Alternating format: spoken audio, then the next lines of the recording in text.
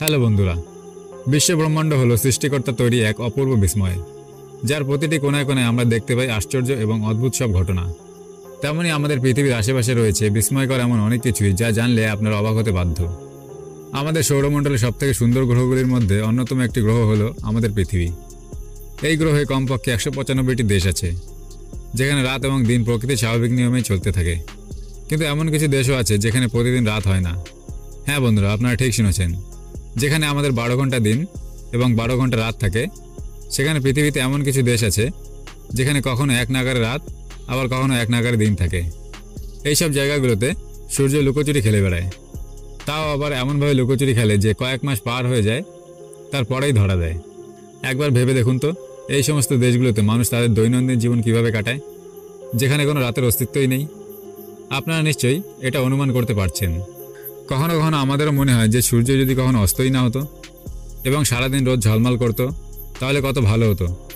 পৃথিবীতে 95% দেশ এমন রয়েছে যেখানে রাত এবং দিন স্বাভাবিক নিয়মেই চলতে থাকে।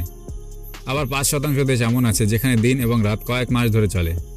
তাহলে চলুন বন্ধুরা, জেনে নেওয়া যাক পৃথিবীর কোন কোন দেশে প্রকৃতির স্বাভাবিক নিয়ম অনুযায়ী দিন রাত হয় না, আর এর পেছনে কারণই বা কী আছে। Number 5, Alaska.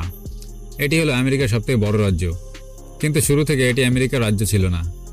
এটা আসলে রাশিয়ার অংশ ছিল, যা আমেরিকা 1886 সালে রাশিয়ার কাছ থেকে কিনে নিয়েছিল। আলাস্কাকে বরফের রাজ্য বলা হয়। এখানে 15 মে থেকে 15 জুন পর্যন্ত সূর্য পুরোপুরিভাবে ডোবে না, অর্থাৎ এখানে কিছু সময়ের জন্য রাত হলেও অন্ধকার হয় না। এখানে প্রায় রাত 12:30টায় সূর্যাস্ত যায়, আর ঠিক 50 মিনিট পরে এখানে আবার সূর্য উদয় হয়। Number 4, Iceland. আইসল্যান্ড ইউরোপের উত্তর প্রান্তে অবস্থিত একটা ছোট দেশ। ইউরোপের সবচেয়ে কম জনবহুল দেশ এটি। এখানে 15 মে থেকে শুরু করে জুলাই মাসের শেষ পর্যন্ত সূর্য দেখা যায় না। প্রকৃতির আশ্চর্যজনক এই ঘটনা দেখার জন্য লাখ লাখ পর্যটক পৃথিবীর বিভিন্ন প্রান্ত থেকে এই দেশে ঘুরতে আসে। Number 3, Finland. গরমের সময় ঘোরার জন্য ফিনল্যান্ডকে সবথেকে আদর্শ জায়গা বলে মনে করা হয়, আর এই কারণে গরমের সময় এখানে প্রচুর পর্যটক ঘুরতে যায়। গরমের সময় এখানে টানা 80 দিন পর্যন্ত সূর্যাস্ত হয় না। ফিনল্যান্ডে রাতেও সূর্যের আলো দেখা যায়। ভ্রমণপ্রিয় মানুষদের কাছে ফিনল্যান্ড হলো অন্যতম পছন্দের একটি জায়গা। Number 2, Canada. কানাডা হলো পৃথিবীর সবথেকে বড় দেশগুলোর মধ্যে একটি। এই দেশের বেশিরভাগ অংশ সবসময় বরফের নিচে আবৃত থাকে। এই দেশে দিন এবং রাতের বিচিত্র চক্র দেখতে পাওয়া যায়। কিন্তু কানাডার কিছু অংশে, যেমন উত্তর পশ্চিম এলাকায়, গরমের সময় 51 দিন পর্যন্ত সূর্যাস্ত হয় না। সেই সময় এখানে রাতেও দিনের মতো আলো ঝলমল করে। Number 1, Norway. নরওয়ে হলো পৃথিবীর সবথেকে সুন্দর দেশগুলোর মধ্যে অন্যতম, যাকে মধ্যরাত্রি দেশ বা নিষিদ্ধ সূর্যের দেশ বলা হয়। কারণ এই দেশটি আর্কটিক সার্কেলের মধ্যে থাকার কারণে এখানে দিন এবং রাত স্বাভাবিক নিয়মের থেকে একটু ভিন্ন। এখানে মে থেকে জুলাই মাস পর্যন্ত প্রায় 90 দিন রাত হয় না।